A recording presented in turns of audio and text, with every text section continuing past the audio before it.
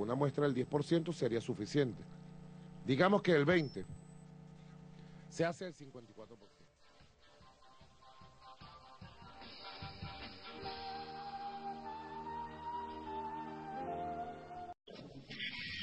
Haciendo historia, cantando victoria.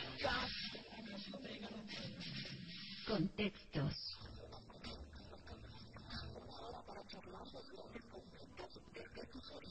Vamos a ver qué resulta de todo el entorno. Hacen un cambio de la mano de qué pasa en el mundo. Explíquenme, a ver si entiendo y a ver si entiende la gente.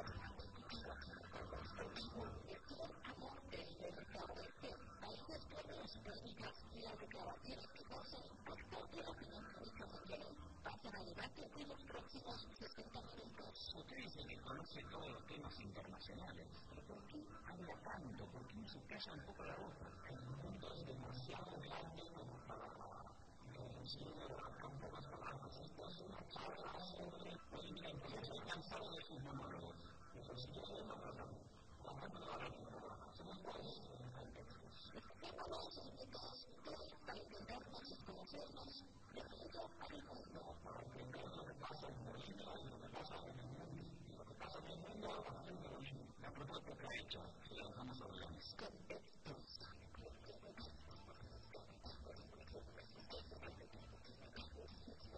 Muy buenas tardes, señoras y señores, bienvenidas y bienvenidos a Contextos. ¿Cómo están todos? Que se haga la luz, que estamos en penumbras. ¿Cómo le va, licenciado? Mucho gusto. Buenas tardes. De saludarle. Saludamos también al doctor Reinaldo Villalba del colectivo de Abogados de Colombia que nos acompaña esta tarde aquí en la mesa. Doctor, bienvenido a Contextos. ¿Cómo está? Muchas gracias a ustedes y a toda la audiencia.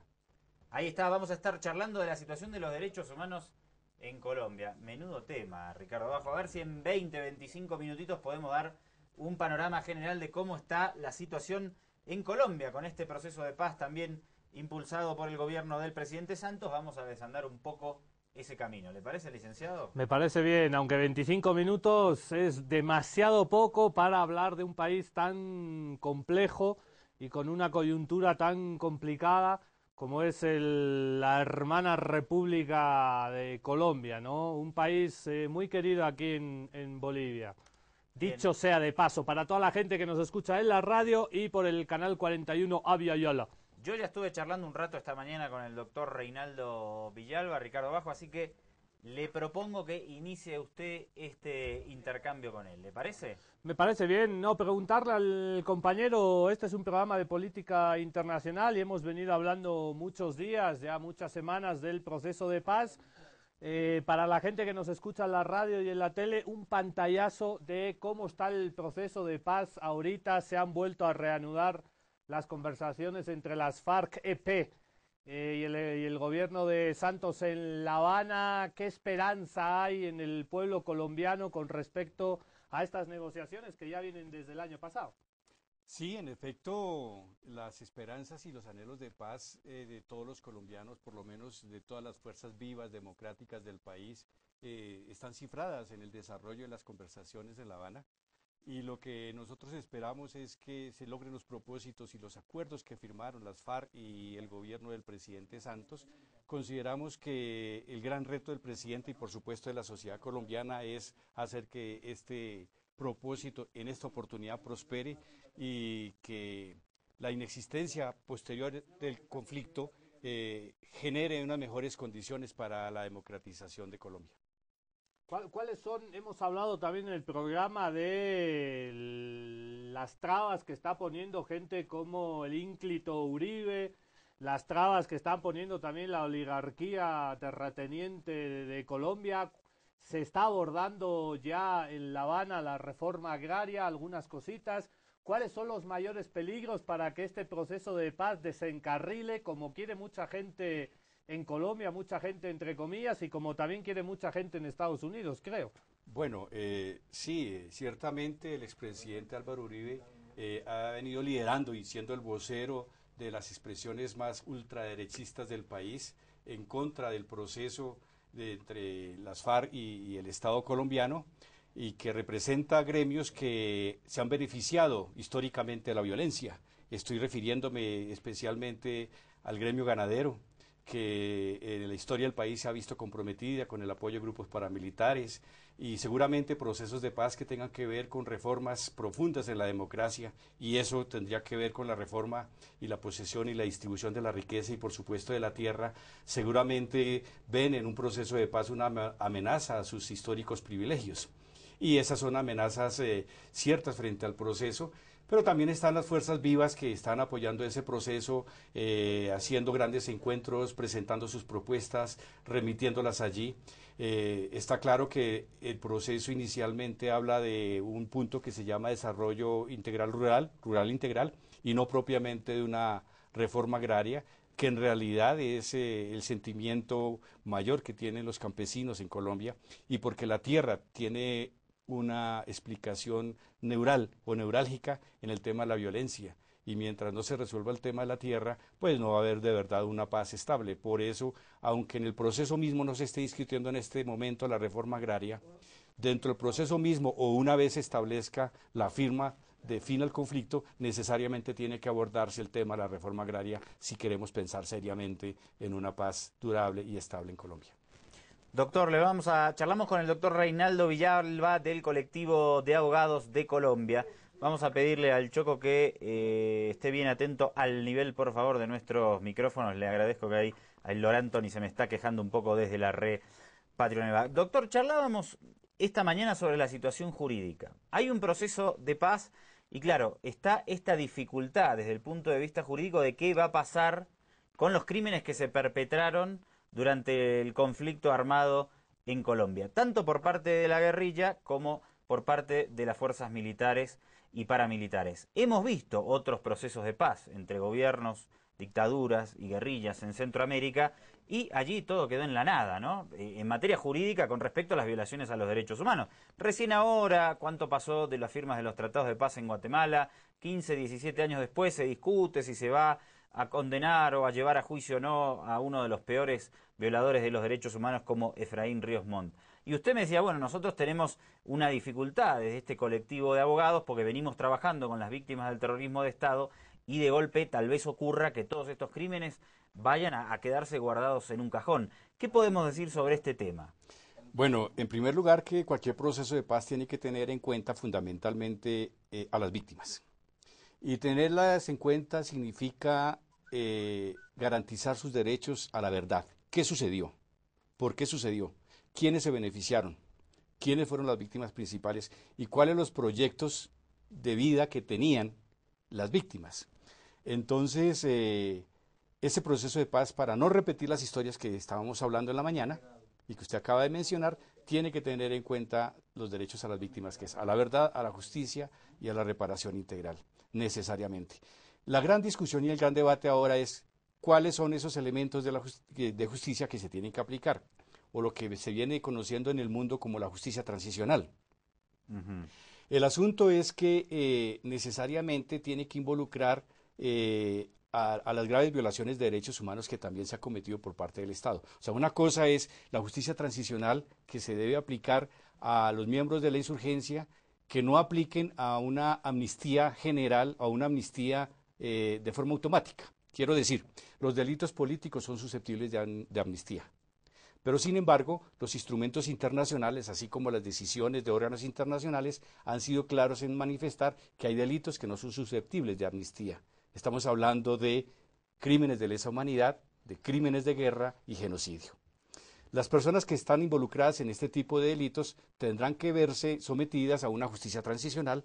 ¿Cuáles los términos de esa justicia transicional? Eso es lo que en este momento se está debatiendo y es el gran reto para toda la sociedad y para el Estado colombiano y a todos los que nos interesa que este proceso de paz se materialice. Ahora bien, sabemos bien que si se pone fin al conflicto, que es el principal objetivo de estos diálogos, tiene que pensarse cómo pueden participar la sociedad colombiana sin el temor a que sigan siendo asesinados sus dirigentes. Los dirigentes de los partidos políticos, de las organizaciones populares, civiles, de los derechos humanos, porque no hay que olvidar que la violencia en el país también ha sido por cuenta del Estado. Entonces, si se mantienen los aparatos criminales paraestatales y estatales, hay que decirlo, entonces no habría una garantía de paz duradera y estable con la mera firma del proceso de paz. Es decir, nosotros sí consideramos que es absolutamente necesario que este proceso de paz prospere, se materialice, pero para que hablemos de una paz duradera es necesario también tratar los crímenes que se han cometido.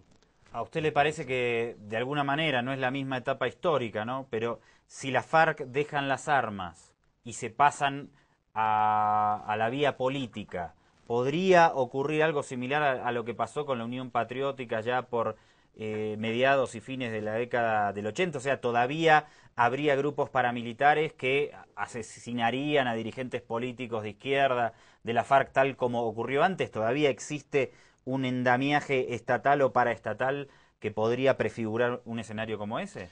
Usted precisamente ha dado en una de las máximas preocupaciones de la sociedad colombiana en este momento, y es cuáles son las garantías para la participación política que puedan tener los guerrilleros que se desmovilicen, pero también cualquier ciudadano no guerrillero que sencillamente quiera participar en política en procura de la democratización del país. Porque hay que olvidar que las víctimas en Colombia han sido dirigentes y militantes de partidos políticos como la Unión Patriótica, que usted acaba de mencionar.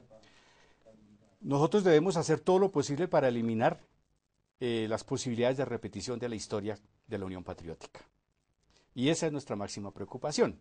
Por eso decimos que para hablar de un proceso de paz integral que origine garantías para que se pueda participar en política desde todos los sectores de la sociedad colombiana, es necesario eliminar todos aquellos factores de violencia.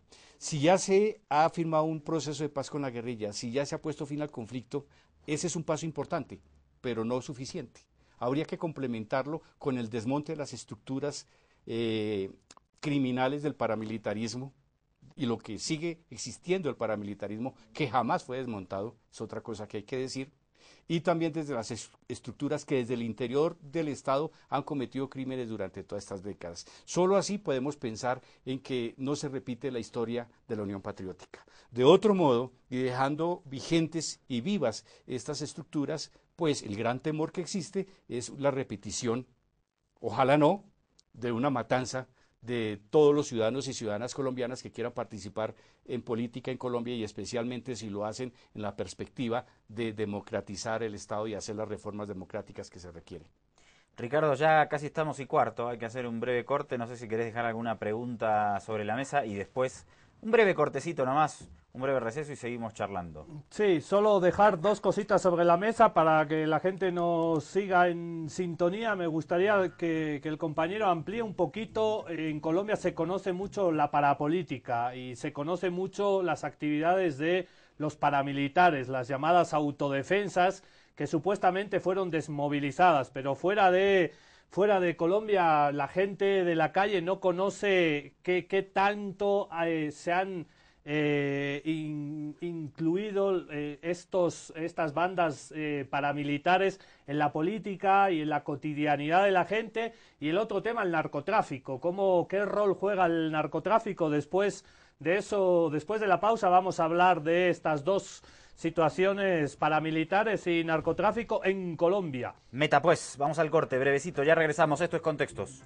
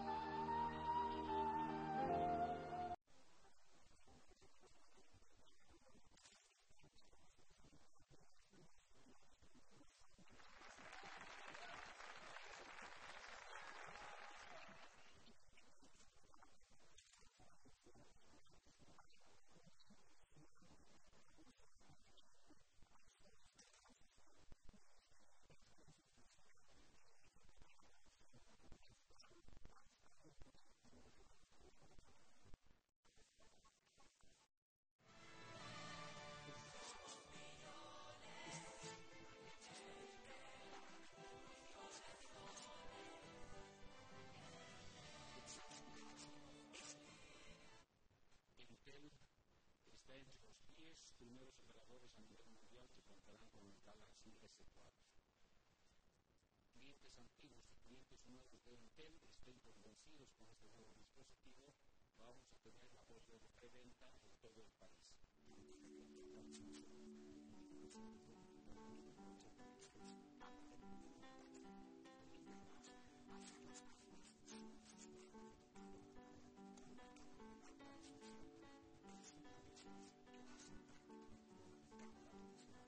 Nos sentimos muy satisfechos. Gracias al acuerdo de exclusividad temporal con Intel, los empresarios bolivianos podrán acceder a lo último en smartphone.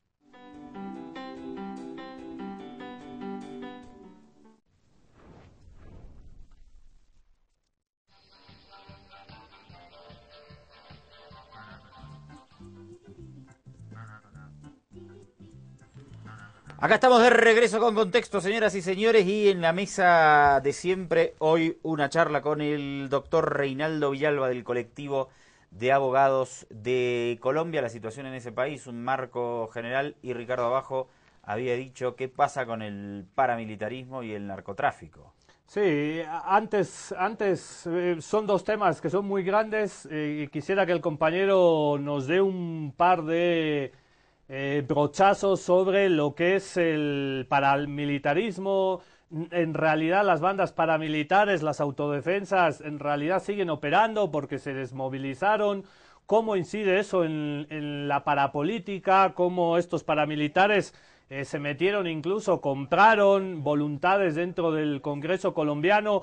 Un caso muy colombiano, ¿no? Porque no pasa en ningún país y fuera de Colombia no se conoce mucho. Para la gente de la calle, compañero. Bueno, mire, para el ciudadano común y corriente hay que decir que el paramilitarismo es una estrategia de Estado, fue creada por el Estado con fundamento legal y fomentada por el Estado por muchos años, que consistía en tener grupos armados para atacar a la población civil, fundamentalmente a las organizaciones sociales, políticas. Muchos explican el paramilitarismo como una reacción a las acciones de la guerrilla, pero hay que tener en cuenta que esa percepción histórica está faltando a la verdad, en cuanto que los fundamentos del paramilitarismo y la necesidad de poner el paramilitarismo en Colombia nació desde el año 62 en una misión militar norteamericana que visitó el país.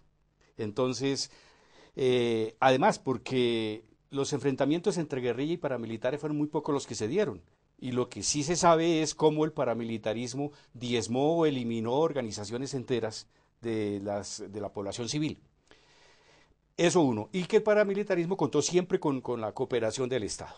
Segundo, en el gobierno de Álvaro Uribe Vélez se produjo una negociación, comillas, no tan propia negociación, entre el paramilitarismo y el Estado colombiano, pero que en definitiva no desmontó estas estructuras. Las estructuras militares, políticas y económicas que sostuvieron el paramilitarismo por años están aún vigentes. Lo que sucede es que el gobierno de hoy no quiere reconocer que el paramilitarismo está vigente y sigue manifestando y argumentando que ya desapareció. Y dice que lo que hoy día hay es bandas criminales dedicadas al narcotráfico y a la extorsión. Olvida el gobierno que el paramilitarismo siempre se ha dedicado a la extorsión y al narcotráfico, y que allí ha sostenido económicamente todo su accionar. Carlos Castaño decía que más del 70% de los recursos de funcionamiento del paramilitarismo provenían de ese medio, del narcotráfico. Entonces, es importante aquí sostener que lo que hoy el gobierno llamaba CRIM, las organizaciones sociales, las que están viviendo esa violencia, y las organizaciones que estudian también el paramilitarismo desde una perspectiva más crítica, están considerando claramente que sencillamente el paramilitarismo nunca dejó de existir y sigue vigente. Y el narcotráfico pues sigue siendo también su sustento. La parapolítica, pues como su nombre lo indica, es la política paramilitar. Y no solamente llegó al Congreso, como se conoce más comúnmente, llegó a todas las estructuras del Estado, al Congreso, al Ejecutivo, a la rama judicial, al cuerpo diplomático, a los organismos de inteligencia. De hecho, por ejemplo, el Departamento Administrativo de Seguridad DAS, recién desmontado, al parecer, y se creó otra organización o otra agencia de inteligencia, y que en los gobiernos de Uribe fue utilizada para perseguir sistemáticamente a las organizaciones sociales, incluso a entidades del Estado. Las altas cortes fueron perseguidas. Las organizaciones defensoras de derechos humanos fueron perseguidas. Hoy, el exdirector del DAS, Jorge Noguera, está purgando una condena de 25 años por el homicidio de un sindicalista. ¿Qué pasa? Sencillamente el DAS trabajó para el paramilitarismo o viceversa. Más bien fueron como una simbiosis entre DAS y paramilitares para perseguir y acabar con las organizaciones sociales en Colombia y para servirle al presidente Uribe, para servirle en la reelección, para servirle en la eliminación digo yo, en la persecución de las organizaciones defensoras de derechos humanos, para perseguir a la Corte Suprema de Justicia, que en ese momento era tan perseguida por el gobierno colombiano. Está clarísimo en el expediente del DAS, al que conozco ese expediente, estoy hablando porque conozco el expediente, y de hecho yo estuve en una intervención en la Comisión de Acusaciones donde se procesa al presidente Uribe, y allí durante 2 horas estuve mostrando todos los folios de ese expediente que demuestran que el presidente Uribe tenía conocimiento de toda la persecución que el DAS estaba realizando a las organizaciones sociales, políticas, de derechos humanos. Doctor, es muy complejo analizar la realidad colombiana, así como la de cualquier sociedad, ¿no? Que siempre tiene ribetes y grises, no todo es blanco y negro.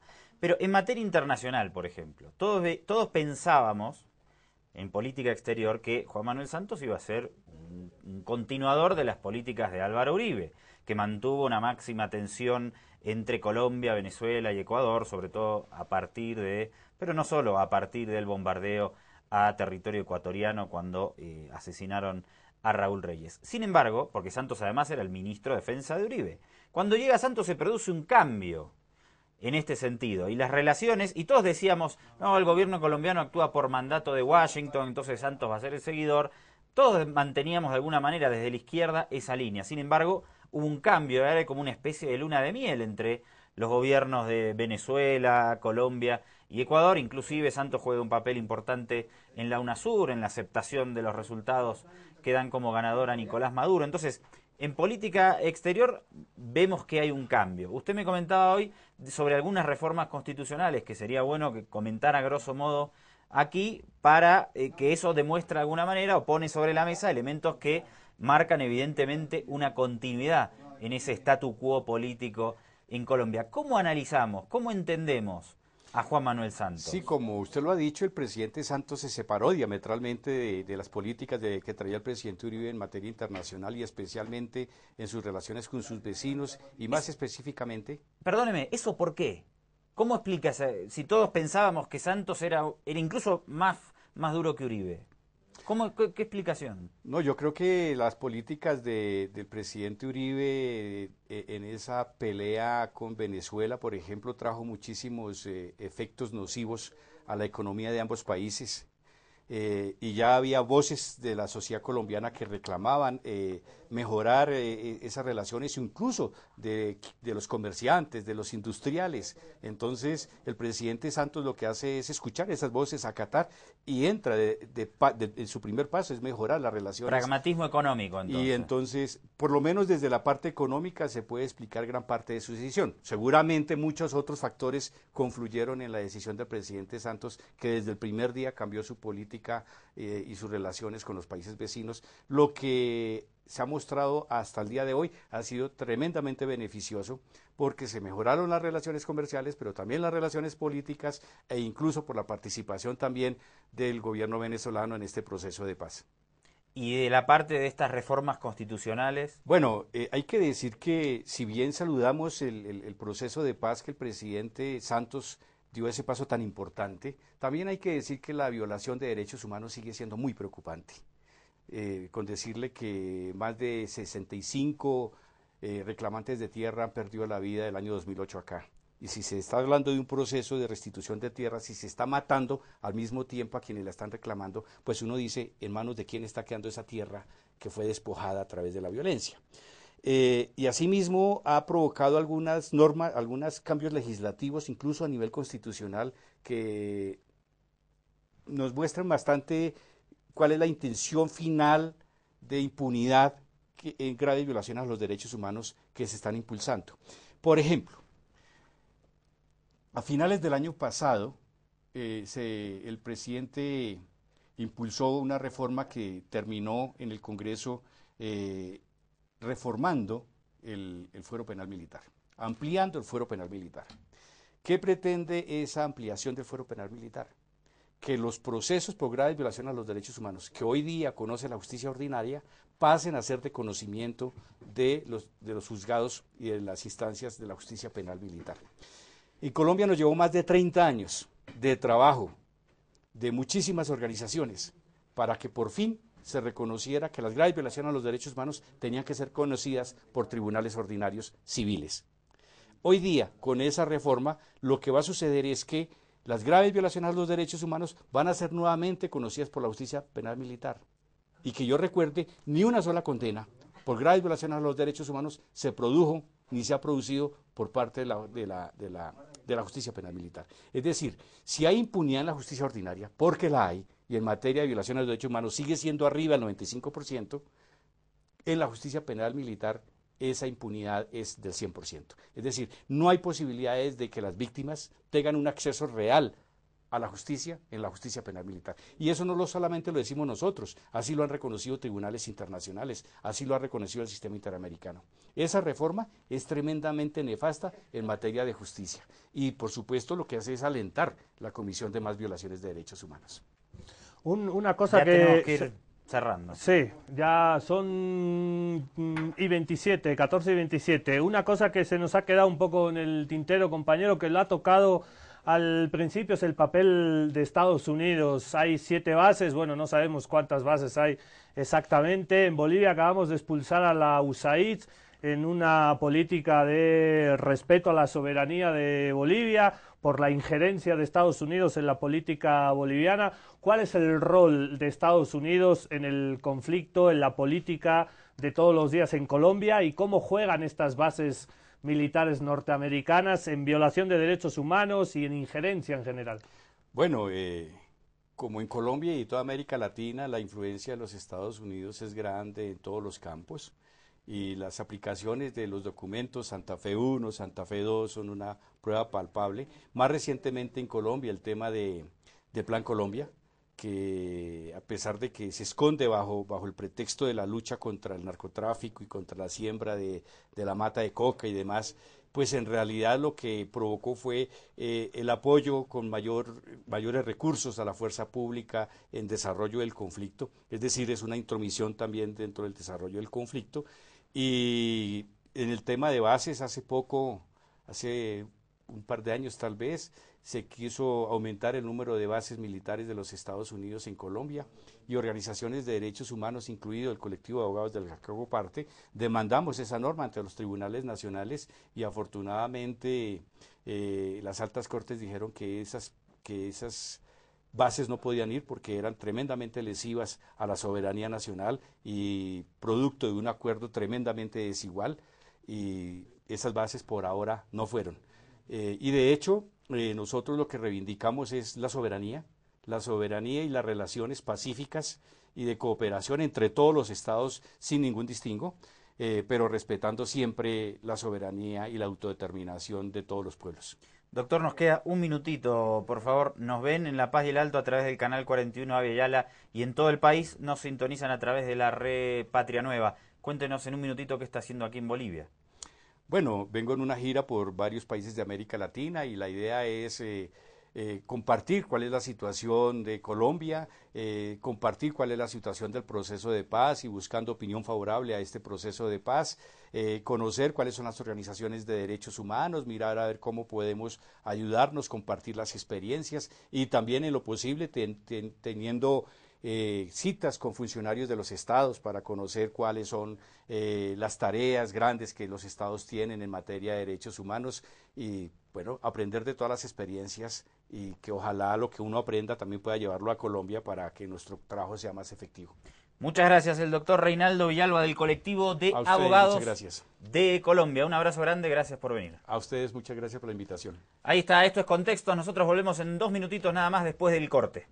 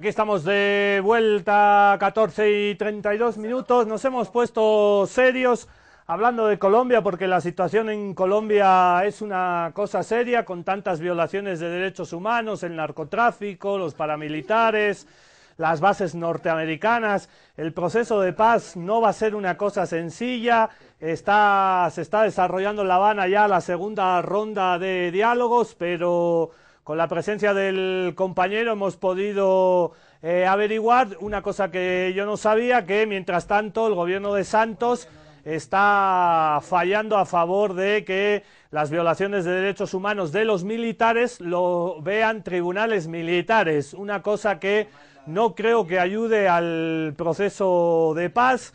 Vamos a hablar esta segunda media hora de lo que hablábamos ayer, Siria, Israel, en qué está todo esto. China y Rusia ya han levantado la voz por los ataques de Israel el pasado fin de semana, que ya contabilizan 43 muertos, 43 soldados de Siria muertos y más de 100 desaparecidos en esos dos ataques.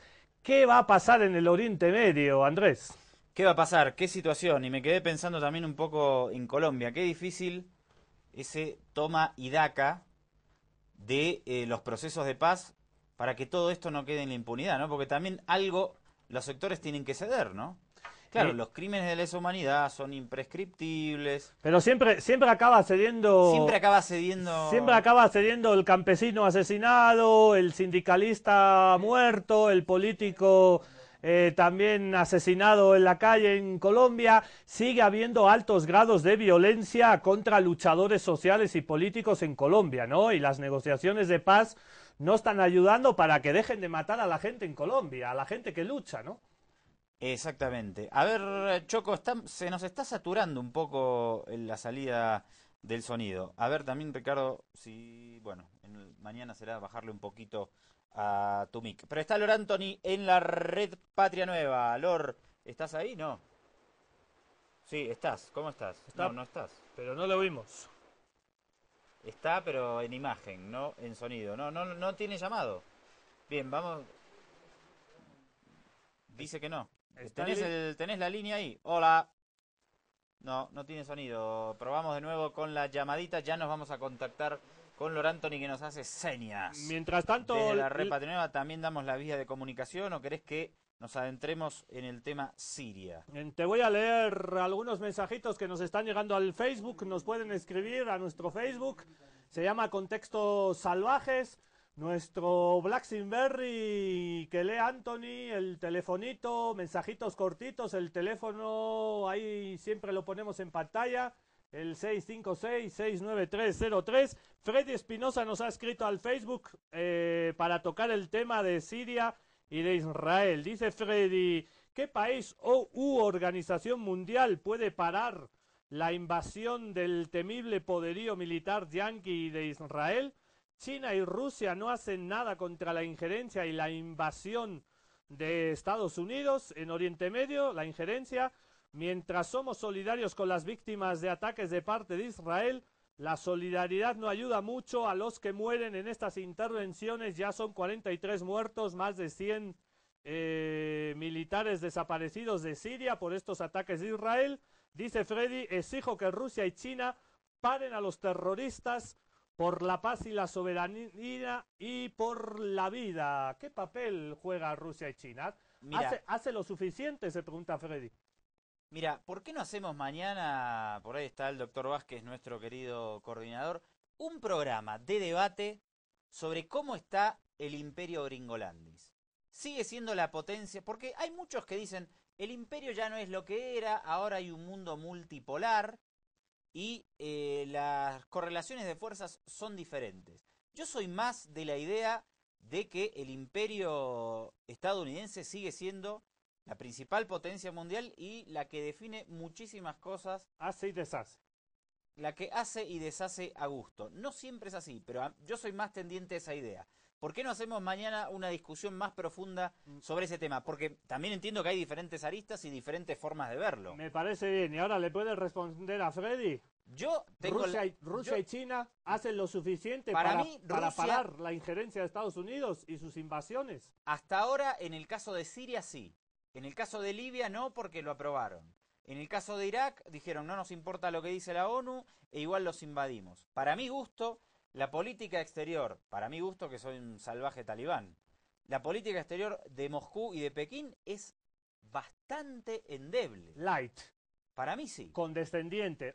Entiendo que puedo equivocarme, ¿eh? Yo estoy en su línea también, y para sumar algún elemento más de análisis, respondiéndole a Freddy Espinosa en nuestro Facebook, hay que hablar también de los intereses de las grandes empresas rusas y chinas cuando se habla de política internacional. Recordemos que en Libia estaba el petróleo libio, en Siria también hay recursos naturales, en Oriente Medio es una región con mucho petróleo, mucho gas, ahí juega un papel... Y los gringos siempre te ponen eso sobre la mesa.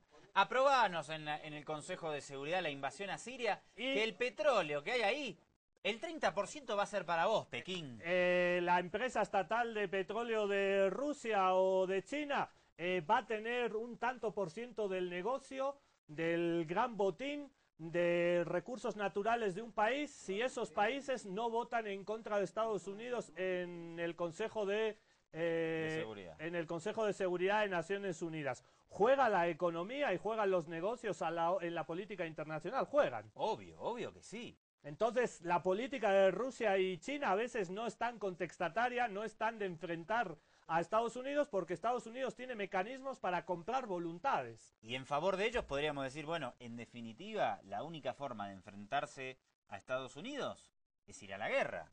Porque si Estados Unidos dice, bueno, yo voy a invadir Irak, y Rusia dice, no, señores, no invadan Irak, la única que te queda es decir, bueno, si ustedes invaden Irak, nosotros vamos a apoyar a Saddam Hussein, militarmente, sí, con tropas. Esa es una opción que, o la otra es transar con Estados Unidos y decir, bueno, ustedes mandan los soldados, ustedes cargan con los muertos de la invasión, se agarran la gran torta del petróleo de Irak y a mí me dejan el 10, el 15, el 20%. Me dejan que una empresa rusa opere ahí.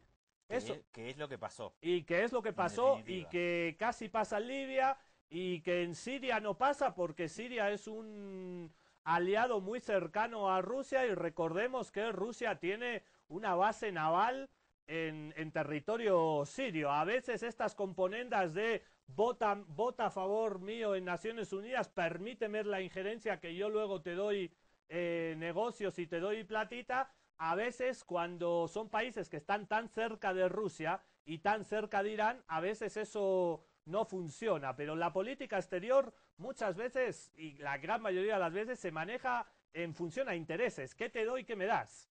Y lamentablemente los principios y la ética queda fuera de la puerta, ¿no? Queda fuera de las reuniones. Laurent Tony. Comandante. ¿Cómo le va? Comandante, licenciado, buenas. Hemos estado escuchando atentamente todo lo que ustedes están exponiendo y nos parece que pues, el análisis va por ese rumbo.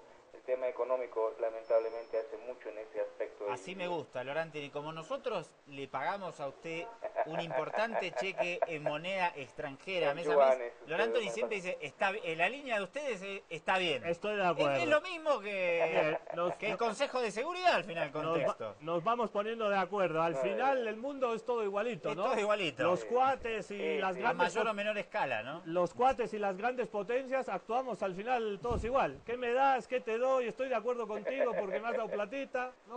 Excelente, esa es la diplomacia y se maneja en todos los lados. Así es la diplomacia. Eso, no hay nada más cierto, más allá de la broma, no hay nada más cierto que eso, ¿no? Bien, por eso somos grandes amigos de la diplomacia. Adelante, canciller. Por eso Estados Unidos siempre ha dicho que no tiene naciones amigas ni enemigas, sino que tiene intereses. Y esos intereses van cambiando y Estados Unidos va jugando. Business for business, ¿no es cierto? Exactamente. Bueno, un comentario muy aparte de los mensajes que hemos estado recibiendo. La mayoría se quiere referir a lo que está pasando con la Central Obrera Boliviana. Comentarios vienen, comentarios van. Quizás, si ustedes quieren, lo podemos dejar para mañana estos comentarios, porque estamos tomando este rumbo de hablar sobre Estados Unidos y Israel. Dice, me parece bien. Señores de contextos, ¿no creen que Israel tiene derecho a defender su existencia? Sí. Ya que muchas han declarado borrar del mapa a Israel. Sí. ¿Quién dice? Es Anonymous. Es un anónimo. Un Anonymous. Siempre esa es la doctrina de la guerra preventiva, que siempre la llevan adelante las potencias hegemónicas. Porque con ese mismo criterio... Te ataco para que no me ataques. Claro, Cuba también tiene derecho a existir. Y claro, y puede atacar Cuba. Entonces, que ataque Miami. ¿Por qué no ataca la Florida? De donde ha recibido muchísimos ataques Claro. la República de Cuba. Se aplica para unos países y para otros no. Yo creo que Israel tiene el derecho a defenderse y tiene el derecho a tener unas fronteras seguras. Y tiene derecho a vivir en paz como cualquier pueblo y como cualquier gobierno de cualquier parte del mundo. Pero hasta ahí estamos de acuerdo. Pero lo único que hace Israel es atacar a todos sus vecinos. Acaba de bombardear Siria, acaba de bombardear un país soberano, matando a más de 100 personas, violando cualquier tipo de resolución de Naciones Unidas. Israel es el único país que no ha hecho caso a ninguna resolución de Naciones Unidas que ha estado a favor de que haya dos estados pacíficos y conviviendo en paz, como Israel y Palestina. Desde hace 40, 50 años, Hay muchos... ¿por qué no respetan las Naciones Unidas el Estado de Israel? No, además es interesante lo que se produce dialécticamente, ¿no? Pero podríamos decir, hay muchos estados o gobiernos que profieren amenazas, ¿no? Sí. Pero hay otros estados que no profieren amenazas. Que directamente te atacan. No hablan sino actúan. Claro, Israel y Estados Unidos. Sí, eso, no te avisan. Y siempre con la excusa de defenderse ante posibles ataques que nunca se concretan. Y Estados Unidos e Israel son los dos principales países, los dos únicos países que a través de drones, de aviones no tripulados, sobrevuelan los cielos que les da la gana, violan la soberanía de cualquier país y bombardean cobardemente desde miles de kilómetros, matando impunemente, sin juicio previo, a quien les da la gana. Ellos tienen una lista y tú eres terrorista, tú eres terrorista, tú eres terrorista. Voy, sobrevuelo con un avión que no está tripulado, o sea, cobardemente, y te asesino. ¿Dónde hay un juicio? ¿Dónde hay el respeto a la soberanía de ese país? ¿Por qué Estados Unidos e Israel hacen lo que les da la gana? ¿Por qué violan el derecho internacional todos los días?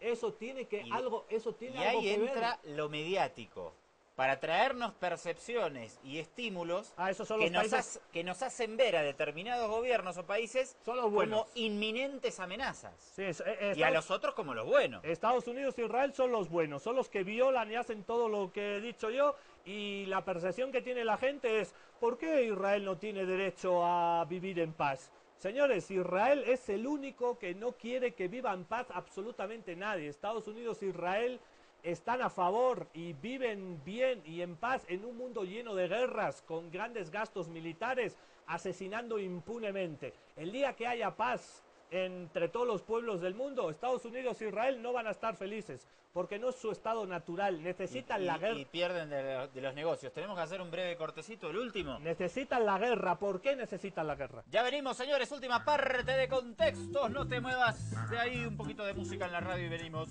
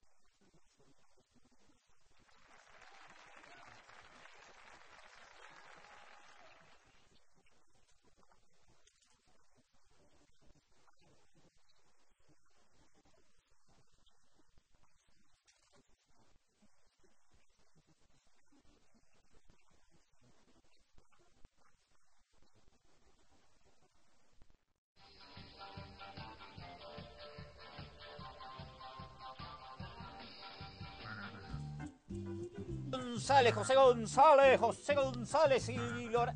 Tengo un problema en la lengua. Sí, me he dado cuenta. No hemos saludado al doctor Vázquez hoy. Doctor, ¡Qué herejía! Doctor Mariano. ¿Sabe por qué? ¿Sabe por qué no lo saludamos? Porque estamos celosos, porque es el Latin Lover del programa.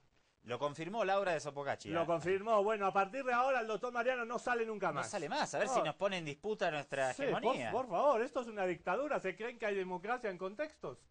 Diga algo, doctor. Diga algo. Diga algo en su favor o en su contra. Esto es una dictadura blanda, le dejamos hablar. Quería que termine su perorata de celos. Populista. Sí. Pero bueno, lúchenla. Rémenla de abajo. Rémenla de abajo. Acaba de llegar y nos dice rémenla de abajo. Sí. ¿Eh? No, ya está alzado. Ya se subió si me van a cortar porque están celosos. Obvio. Acá vos sabés que vos viste que la televisión es una disputa de egos. Sí, y es famoso el que más habla y el que más sale. Claro. O sea, chau, no sale más el doctor. Pero entonces no se pueden quejar. Se la puedes... pasan hablando y saliendo. Pero apenas salís vos 3 segundos y ya llama una para decir que sos el sex symbol del programa. Claro, no nos conviene, no nos corresponde. conviene. Se acabó la intervención. Y capaz que tienen que probar lo contrario, con la saturación. Si no sabés qué, claro, puede ser eso. La saturación también, sí. Pero son unos efectos que deformen la cara. El exponerse demasiado. Algo, sí, pegarle una piña, ponerle algo. Vamos a ningunearlo. ¿Te acuerdas cuando venía el doctor Mariano al programa? ¿Te acuerdas de ese chico? No me acuerdo. No, yo tampoco. Había un tipo que manejaba el control aquí. ¿Qué se llamaba? No me acuerdo ya. No, ni idea. Guarda con las tormentas que pueden desatar. De repente de repente le digo Choco cortar el sonido a comandante Saldari. Atención. Enfocarle las medias a Ricardo Bajo. Conspiraciones, enfocames. Además, claro. Esta vez he traído las medias igualitas. Sí. Distorsionarle, ponerle voz de mujer Bien, Lor Anthony, no sé cuál es tu opinión de todo esto. Bueno, hay que darle su pancito al pobre, dicen, ¿no es cierto? Así que ya le tocará su pero este no era el canciller. El canciller es así. El canciller se quitó la careta. El canciller de Transilvania. Sí. No, lo que pasa es que cada quien disfruta sus 15 minutos de fama. No, yo no tengo 15 minutos, tengo 4 segundos y medio. Bueno, ahí termina, pero a ver. Dale, Lord, dale vos. Bueno, brevecito, dice, saludos salvajes. Hola. Saludos. Al parecer en el pasado Dios quiso deshacerse del sionismo, ya que sabía que sería un factor de sometimiento y sufrimiento. Y alguien nos está llamando a Blackberry. No metamos a Dios en estas cuestiones tan terrenales. Sí. Aún sin creer en Dios. Vamos, dale, Lord. Sí, la gran mayoría que metemos a Dios, o que los políticos de Estados Unidos, de Israel o de cualquier parte meten a Dios, en la política siempre acaba todo mal. Ya dijo George Bush que atacaba a Irak porque Dios se lo había mencionado. Sí, no porque jodamos, Dios le había hablado a la oreja. Sí. Y remontémonos en la historia como las cruzadas de los cristianos contra los musulmanes dejaron millones y millones de muertos. Saquemos la religión. Que cada uno crea lo que crea, pero saquemos la religión de la política. En nombre de Dios no se pueden masacrar ni justificar masacres de pueblos, compañeros. Adelante. In the name of Father. Bueno, este va al último mensajito porque como les digo, la mayoría está hablando de la COP. Dice, hola, yo creo que Obama busca solo excusas para meter soldados a otros países para tenerlos bajo control. Un anónimos, y con esto yo me despido para que la gente también participe allá en el canal. Gracias, Lor Anthony. Le mandamos un abrazo. Abrimos nuestra vía telefónica para las sordas salvajes acá en el 41 Abdi Ayala al 214-8440. Que alguien nos llame. 214-8440. Y pedimos disculpas a los compañeros salvajes y contestatarios. ¿Qué pasó? Por los mensajes de la COP. Lamentablemente hoy estuvimos en un programa un poquito apretado. Mañana tocamos más el tema de la huelga impulsada. Y de todas maneras, recordar que este es un programa de política internacional. Ya se habla de la COP y de los bloqueos todo el santo día. Selgrove nos escribe en nuestro Facebook y nos habla un poquito de cómo fueron los ataques de Siria el fin de semana, de Israel, perdón, el fin de semana contra territorio sirio. Recordemos 43 muertos, 2 instalaciones militares de Siria en la capital Damasco, en las afueras, atacadas. Dice Selgrove, los radares, al parecer reentiende de radares, los radares registran la trayectoria de los objetos que detectan y esto sirve como prueba para corroborar las acusaciones de los ataques. Por ello surgió la tecnología de aviones invisibles o furtivos. Respecto a los misiles con proyectiles de uranio empobrecido, que hubiera utilizado al parecer Israel, estos son de origen estadounidense. Estados Unidos lo inventó porque descubrieron que recubriendo la cabeza de los proyectiles con uranio empobrecido pueden hacerlos más penetrantes. Las consecuencias secundarias de estos ataques se las está descubriendo en Irak, con el nacimiento de niños con deformaciones y el incremento de todo tipo de cáncer. Por esto y mucho más, Estados Unidos es un imperio genocida, dice Selgrove en nuestro Facebook. De manera irrefutable, creo. Tenemos un llamadito telefónico. ¿Con quién nos comunicamos a esta hora de la tarde, compañera, compañero? Bienvenida, bienvenido. Buenas tardes, Andrés, para Ricardo, para el señor Bajo, señor Lord Anthony. Muy bien. Les habla Wilson, desde la Ciudad del Alto. Wilson, un abrazo en un minutito, metele, dale. Bien, lo que quería decir es recalcar, ¿no? Solamente que las declaraciones de John Kerry son lamentables, penosas, detestables, repugnables, funestas y reprochables desde todo punto de vista. Y que aquí haya políticos como el rey del cemento que quieran justificar lo injustificable, allá ellos, ¿no? Pero la cosa es que en el país ya todos ya saben, a estas alturas nadie se puede creer ninguna justificación injustificable, que como el señor Doria Medina queriendo justificar las palabras de John Kerry, porque este tipo, es decir, John Kerry, a todas luces se ve que está nublado, ensimismado en su mundo anacrónico. Ok, Wilson. Sí. Métale, le mandamos un abrazo grande. Tenemos que ser breves, que ya nos vamos. Dale. Listo, gracias. Gracias a Wilson desde el Alto. Esta noticia que voy a leer ahora en 30 segundos no se la van a creer. Ni el doctor Vázquez, ni el licenciado Bajo, pero creo que antes tienen una información importante. Lo veo con cara de tengo que decir algo, Bajo. No. Me he venido a leer un mensaje a favor del doctor Mariano, de su club de fans, y por eso quiero que... Quiero que las pantallas enfoquen su cara de satisfacción, pero antes... métale. Antes con ustedes. No, dale. Bueno, acabamos de recibir un mensaje en nuestro Facebook, Celeste Brandoni. ¿Le suena? Una gente pagada, ¿no? Por el imperio... Impresentable. Este tipo viene a dársela de sex del doctor Mariano. Con 2 mujeres pagadas a sueldo. Adelante. No, qué feo sonó eso. Señor conductor Salari, 2 puntos. Me parece injusta, abusiva e infundada su acusación al señor Vázquez de ser un defensor del neoliberalismo. Usted es un periodista y debería saber que no es correcto descontextualizar las palabras. Las declaraciones de una persona porque pierden su sentido original. Estas chicanas son propios de medios como la CNN. Usted está haciendo carrera para ser compañero. ¡Sí! Me descubrieron. Responda a la pregunta. ¿Usted está haciendo carrera para ser compañero de Patricia Yaniot en CNN? Yo ya dije que quería ser como Patricia Yaniot. No, para ser compañero de Patricia igual, Yaniot. Es lo mismo. Saluda atentamente desde la ciudad de Buenos Aires, Celeste, la presidenta del fan de clubs del doctor Mariano Vázquez. No sé, me parecen mensajes pagados, o sea... Un besito gigante a Celeste. Bien, doctor. Excelente. Fred Flores. Me parece que son mensajes particulares, no es... O sea, está todo cuadrado eso. No hace al... No es serio. No deberíamos leerlo. No deberíamos leerlo. Somos tan democráticos que leemos todo tipo de mensajes. Saludos a Fred Flores, que nos está escuchando y viendo desde Pando, desde Madre de Dios. Nos dice, por favor, que saludemos a Madre de Dios en Pando, Fred Flores. Un abrazo. Quédese ahí, Ricardo. Ustedes, ya que están juntos, ¿quién es el político? Vamos a decir... ¿Quién es el político? No sé si político. La persona que tiene o que tuvo la biblioteca más grande de América Latina. ¿Quién es el político en toda la historia? Político. Digo político entre comillas. Político Mario entre Vargas comillas. Llosa. No. Alberto Fujimori.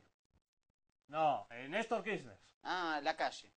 En la calle Uruguayo. El Pepe Mujica. Es tarde, así que Pinochet, muchachos. Pinochet tuvo la biblioteca, pero... Pinochet, escuche. Tendría que haber dicho dictador, ¿no? Y bueno, claro, pero se político. hacía fácil. Ya. Por eso dije entre comillas. Pero aquí le robó todos los libros. Pinochet atesoró 55.000 libros. 50 El historiador Juan Cristóbal Peña Los robó aseguró que la afición del ex dictador por los libros Ya. se debía a un complejo de inferioridad intelectual. 4 millones de dólares vale la biblioteca de este dictador corrupto. ¿Cuánta plata se llevó? Y sí, ¿cuántos de esos libros los compraría y cuántos los robó o se los regalaron, habría que decir, ¿no? Con razón, Pinochet, complejo de inferioridad, y el presidente Evo diciendo que no lee, que debería leer más, ¿no? Un poquito la sinceridad versus los complejos de inferioridad de algunos, como Pinochet Ugarte. Nos tenemos que ir, señoras. Ya nos ¿Les vamos. parece un poquito de música? ¿Tiene usted un mensaje más? No, yo tengo muchos mensajes, pero los vamos a leer mañana, que se nos ha quedado pendiente. Nos Dale, vamos. aprovechamos para bajarle un poco la atención a contextos de hoy con Atajo, sobre y encima. ¿Está bien? Atajo. Yo me despido de ustedes. Mañana 2 de la tarde, invitación. Acá estamos pendientes y pendiente también esa discusión sobre el imperialismo gringolandis. Licenciado y doctor, los veo amigos. Hoy me da alegría que se forme una nueva amistad. Yo me sumo al club de fans del doctor Mariano. ¡Excelente! Veo que está aumentando su popularidad y hay que estar con el ganador siempre. Despídanse ustedes, me parece Sí, bien. nos despedimos con este video de Atajo, carajo, Atajo sensación. Atajo sensación. Sobre y encima. Sobre y encima. Agur. Dedicado a Celeste.